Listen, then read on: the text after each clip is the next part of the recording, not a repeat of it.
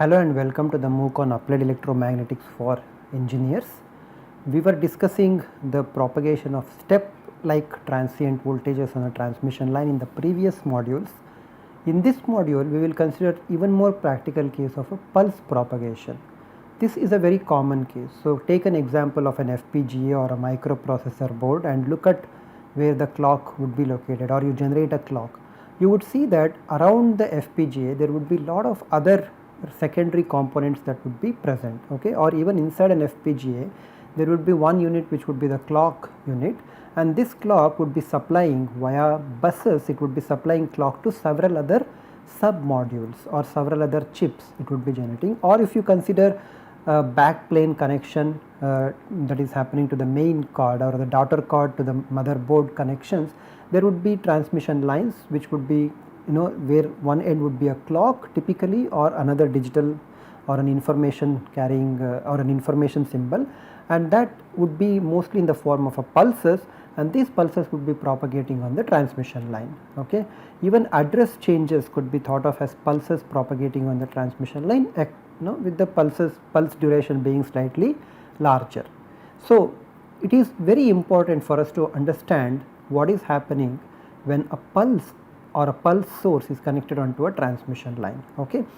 We can analyze how a pulse would propagate on the transmission line by the same methods that we have used for analyzing the step-like voltage transmission line. Remember, in the step-like transmission what we did, we took a step, we calculated the initial or the first voltage that would be generated because of the step source, propagated, had multiple reflections because of the mismatches that would exist at the load and the generator side, and at any point on the transmission line that if you want to know how the voltage would be changing, you would simply have to draw a particular line that would connect the space-time diagram. So, the Z slice would connect the time slice, okay, and then you would count whatever the voltage and then you would plot that voltage. Okay.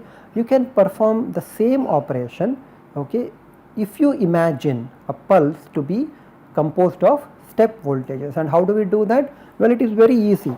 A typical pulse would be of this fashion, right. So, you would have a pulse of duration t units or t time seconds, and we will call this as the duration of the pulse.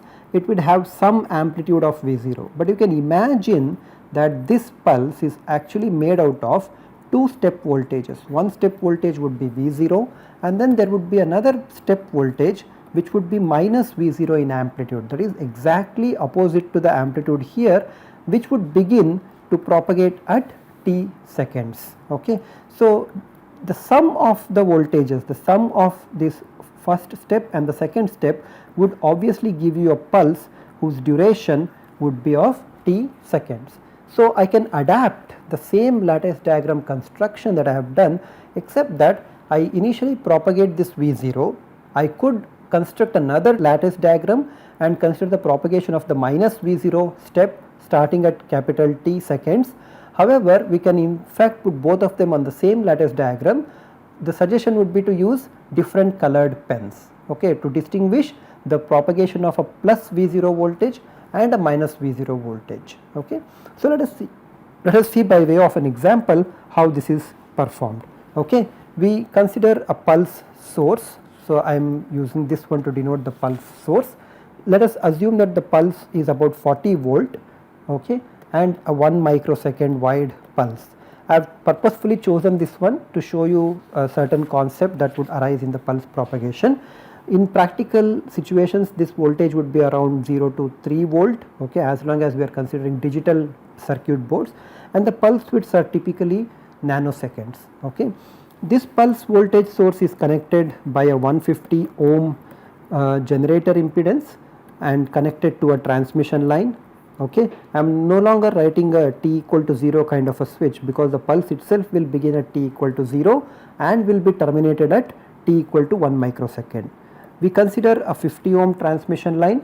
We do not bother too much about what is the length of the transmission line, except that we want the pulse width here, which is 1 microsecond, to be less than the time delay. So, let us consider say 600 meter long transmission line with the velocity of 3 into 10 to the power 8 meter per second, we already know that the delay here would be about 2 microseconds. So, we consider the same parameters as in the last module, except that now the voltage source has become a pulse.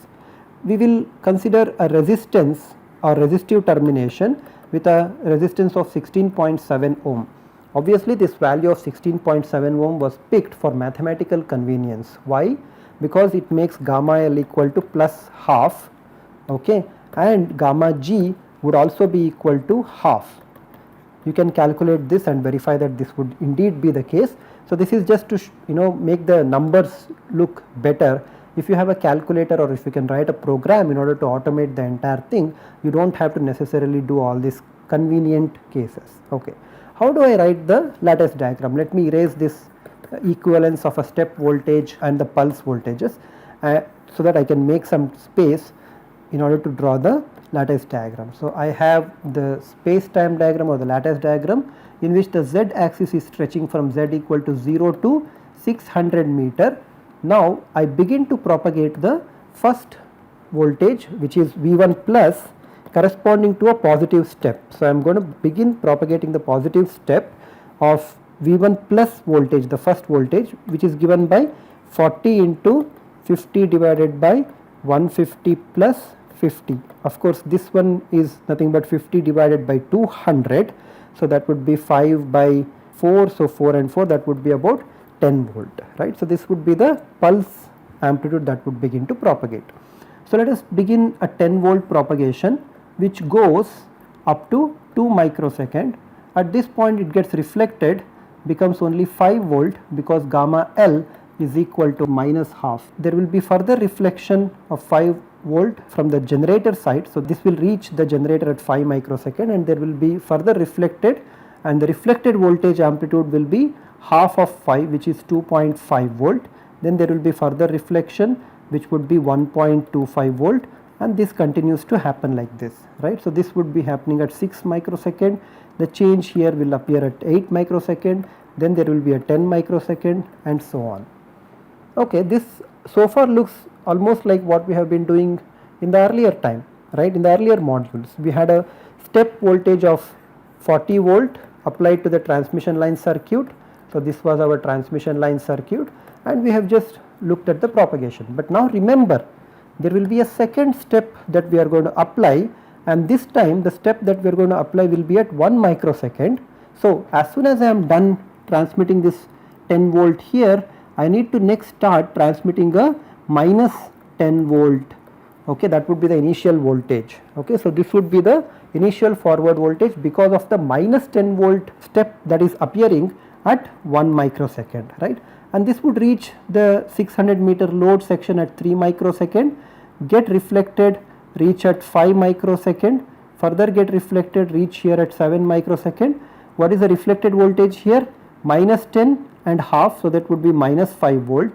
Minus 5 volt getting reflected further by half will make it minus 2.5 volt, and minus 2.5 volt reflecting further will give you minus 1.25 volt and so on. So, from 7 this would reach at 9 microsecond, and from 9 this would reach at 11 microsecond.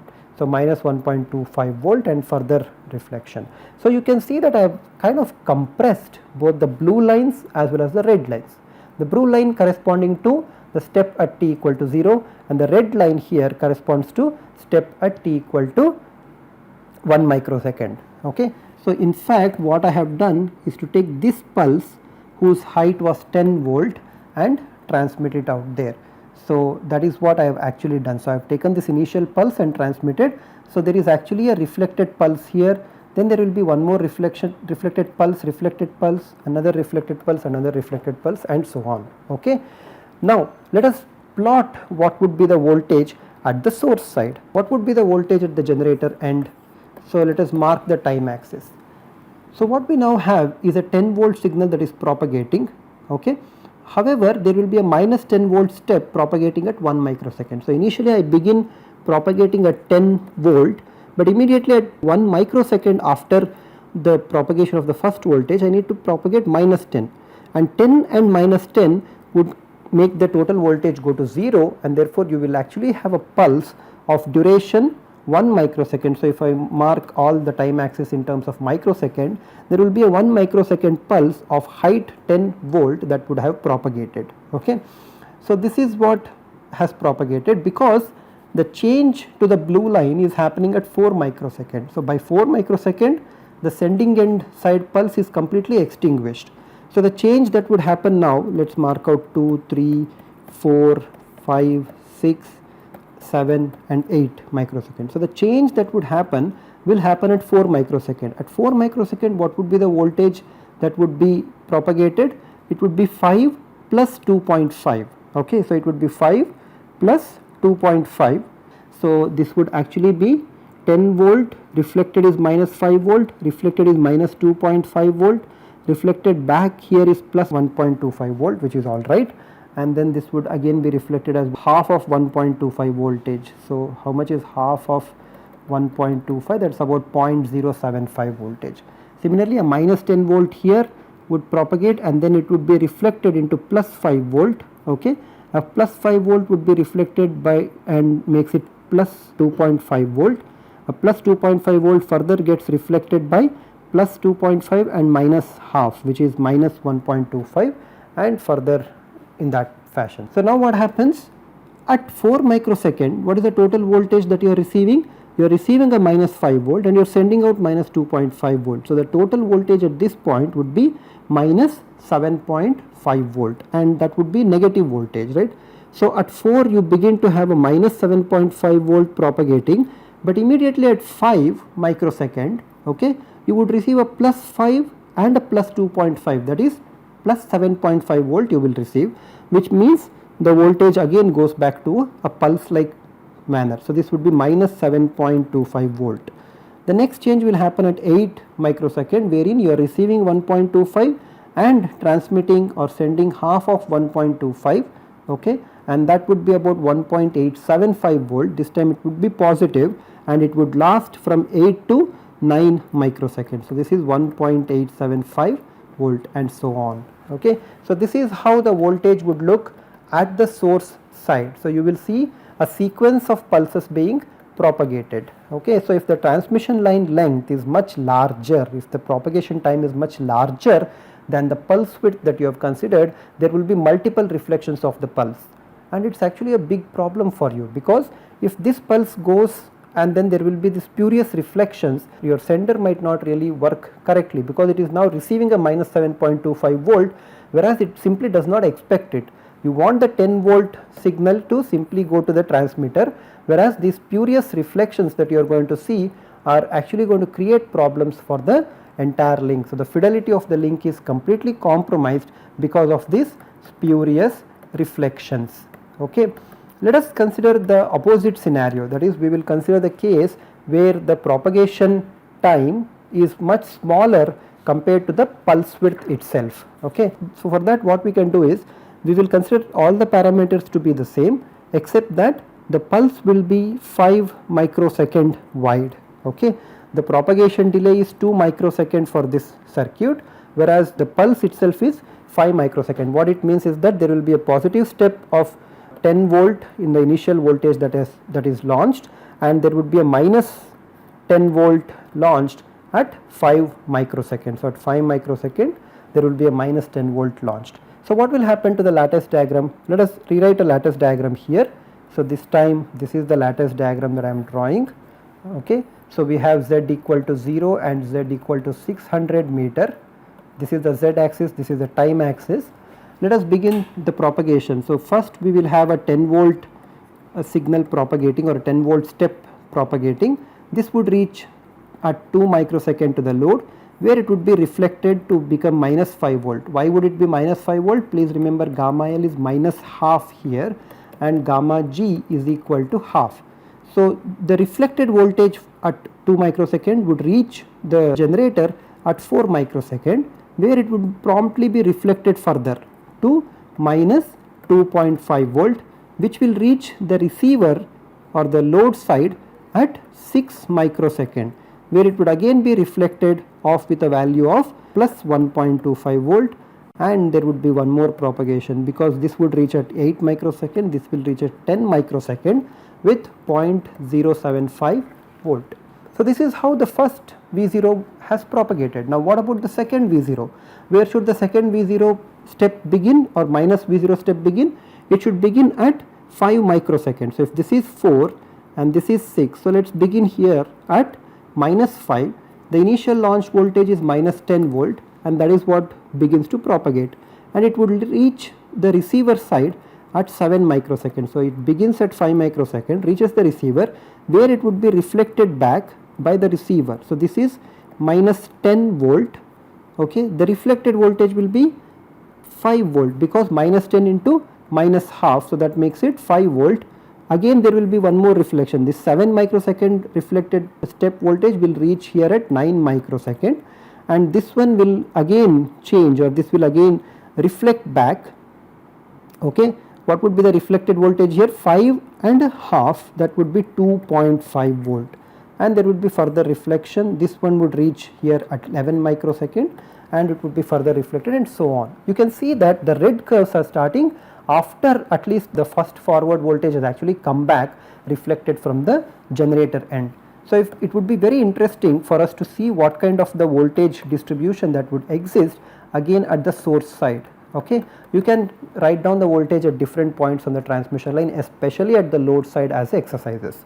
We mark the points here at 0 this time because you have all the changes happening. So let us mark it as 1, 2, 3, 4, 5, 6, 7, 8, 9. Okay, maybe we can also mark this last point as 10.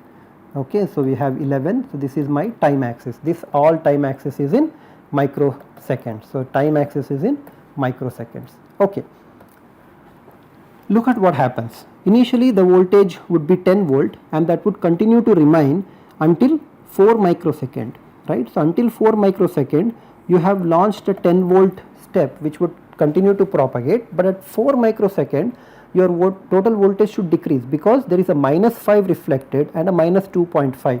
So the total voltage here will be 10 minus 5 is 5, 5 minus 2.5 is 2.5. So this has to drop down to 2.5 volt, and until what value this would remain? It would be the same case until you reach up to 8 microsecond. At 8 you would receive a plus 1.25, and you would send out a 0.075. So to already 2.5 volt you would receive a plus 1.25 plus 0.075. This would be 5, 2, 3, 1.325 plus 2.5 that you already have. So the total voltage that you are going to get will be 3.825. So it would jump to 3.825, and it would continue to be the same case at 9 microsecond. There will be, so we completely forgot what happened at 5 microsecond. Okay, so this would continue at up to 2.5 microsecond, but at 5 you will actually have launched a minus 10 volt, right? So because you have launched a minus 10 volt, this total voltage would now be reduced. This should actually become minus 7.5 volt, because there is a jump of minus 10 volt. Okay, and at 8 microsecond you would receive a plus 1.25 and a plus 0.075. So this would be 1.325. So to minus 7.5 you need to add 1.325. Okay, so this becomes 1, and this would be minus 6.175 voltage. So it would just go up and become minus 6.25, but at 9 you would receive a 5 volt plus a 2.5, that is 7.5 volt you would receive. So 7.5 volt you would receive. So the total voltage would be 5, 2, 3, 1.325. So this change would have made at 9 the voltage value of 0.725 volt. So you can see that the voltage is actually getting distorted because of this multiple reflections. Okay, so in both cases, in one case you had pulses, multiple pulses between the transmission line propagating and coming back, and in this case you have the transcending end pulse that is completely distorted because of this transmission line effects. Okay, you did not expect this negative big large pulse, but unfortunately that is what you are going to get. Okay, before we close the discussion of pulse propagation and we go to the other module, I have an important kind of a setup that I would like to consider. Okay, here let me assume I have some voltage that is some Vg, which of course I am going to now not assume a pulse, I am assuming a step voltage, and it has some Rg, but this time we choose Rg equal to R0, okay, and then connect this one to a transmission line circuit and monitor the voltage at the input terminals of the transmission line. So I am monitoring the voltage at V equal to Z, V at Z equal to 0 as a function of time. Let the characteristic impedance of the transmission line be R0, which is completely known. However, the transmission line whose length is known to me, okay, I do not know what load is connected on the other side. So RL, the connecting load or the terminating load, I have no idea. Let me assume the step voltage of value Vg, okay. So clearly if I were to write down the lattice diagram, what I would observe is that an initial voltage of Vg by 2 will be launched at the input terminals of the transmission line. At the reflection, because of the reflection at the load side, the voltage that would be coming back will be gamma L times Vg by 2. Assuming gamma g to be real, it could be either positive or negative, but it would be real because of the resistive termination. The receiving side voltage will undergo a total change. The receiving side voltage will undergo a change of gamma L into Vg by 2. Will there be further reflections here? Unfortunately, there won't be any further reflection because we have made gamma g equal to 0. Gamma L is some real number. It could be -1 less than gamma L less than 1, but I do not have an idea of what the value exactly equal to. So my goal would be to look at the voltage or monitor the voltage at the source end and try and figure out what would be the load that is connected. Can I do that? Yes, indeed I can do that. Let us first consider the general case, and then start looking at, let us first consider special cases and then develop an idea of how to do that. We look at the voltage, that would be launched from the generator side. The initial voltage step that would be launched will be Vg by 2. Why would it be Vg by 2? Because Rg is equal to R0, so the voltage divides itself into half. In some cases, people actually, instead of using Vg, they will use 2 Vg, so that the step voltage itself is Vg by 2, but it does not matter. I mean, you can call Vg by 2 equal to V0, okay. Let us call this as Vg by 2 equal to V0. So this is launched, and when will you see a change in this voltage? The change will happen at 2 TD, right. So at 2 TD there should be a change happening. Suppose RL is equal to 0, that is short circuit. What would be the meaning of a short circuit? You launched a V0 voltage, however the receiving or the reflected voltage because of the load RL equal to 0 will carry a minus sign, right. So whatever the voltage that you are receiving will be multiplied by -1 and reflected back, and when this reflected voltage reaches, it would be completely absorbed at the source side because gamma g is equal to 0. So the voltage change that would happen will happen at 2 TD, where a minus V0 voltage is received. Already V0 was propagating, now a minus V0 is received. Therefore the total voltage that you would see would drop down to 0. So this is what the voltage that you would see. So whenever you see such drop, you can immediately figure out what was the voltage jump that you saw, that was minus V0. You could immediately figure out that there was actually a short circuit which made completely the voltage at the generator side drop down to 0, that is at the input terminals of the transmission line the voltage completely drops down, jumps by minus V0. Now suppose I tell you that the voltage did not jump down by minus V0, but rather jumped up by plus V0, that is the voltage here that you are seeing is 2 times V0, 2 times V0 is of course equal to Vg, right. So what is the type of load that would have given you a jump here of a magnitude equal to V0? That load could only be a open circuit load, because for an open circuit load gamma L will be equal to +1, therefore you would see a jump. If RL happens to be anywhere between the short circuit to the open circuit, right, it can be anywhere between short and the open circuit, jump accordingly will be less than V0 or in the negative direction, or it would be on the positive direction. However, the magnitude would always be less than V0. Suppose I tell you that the jump has been at half V0, that is the jump of the voltage has been half V0 and it was actually on the positive side. Now what can you conclude? Clearly you can conclude that gamma L must be positive. Only a gamma L that is positive can give you a positive jump at 2 TD, right? From the initial launched voltage, you can jump only for that. So clearly you can, by measuring the voltage jump, also figure out that gamma L is positive and is equal to half. This means this is equal to RL bar minus 1 by RL bar plus 1, where RL bar is the normalized load that I am considering. You can solve this and then find out what would be the corresponding load impedance, but you know that RL has to be greater than R0, otherwise you would not get this as a positive quantity. Suppose I tell you that the voltage, instead of jumping up, jump down by say minus 1 by 3 V0, then you know that gamma L is equal to minus 1 by 3. Again this would be equal to RL bar minus 1 by RL bar plus 1. Clearly in this case RL was less than R0. You can find out what is the exact value since you already know what is gamma L. So this is something that you can do, if you are measuring resistively terminated loads and you don't know what is that resistively terminated load that is connected to the transmission line circuit. In fact, manufacturers have come up with a nice product that can not only tell you what is RL but can also tell you what is ZL, that does not rely on the steady state behavior of the line. So there is no more slotted line type of a measurement, but this measurement is happening in the time domain, and this device which can tell you what is the value of the unknown load by making measurements in the time domain. And usually it won't be a step voltage, it would be a pulse voltage, because the processing becomes slightly easier for the pulse case compared to the step cases.